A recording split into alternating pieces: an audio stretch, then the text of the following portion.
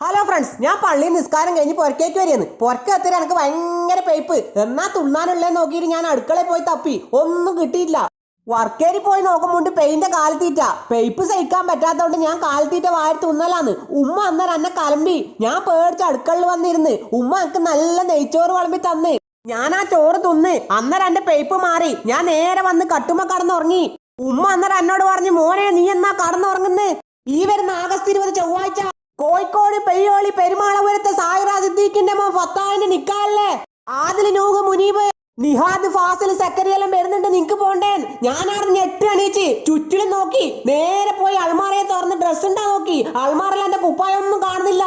ഞാനാകെ ബേജാറായി. ഓടിപ്പോയി ഉപ്പാൻ റൂമിൽ തോർത്തെടുത്ത് വാതിലും തുറന്ന് പുറത്തേക്ക് ഓടാൻ നോക്കുമ്പോണ്ട് ഉപ്പ നായി കയറാൻ എടുക്കാൻ വേണ്ടിട്ട് വല കെട്ടി വെച്ചിട്ട് വലയും കമ്മിഞ്ഞതുള്ളി ഞാൻ ടോർച്ചും കത്തിച്ച് ഒരൊറ്റ ഓട്ടോ. എനിക്ക് ചെങ്ങായിന്റെ വീട്ടിൽ പോയിട്ട് ഓന്റെ പുതിയ കുപ്പായം വാങ്ങി. അപ്പൊ മംഗലം വിളിച്ച എല്ലാരും മംഗലത്തിന് വരാൻ മറക്കല്ലേട്ടാ.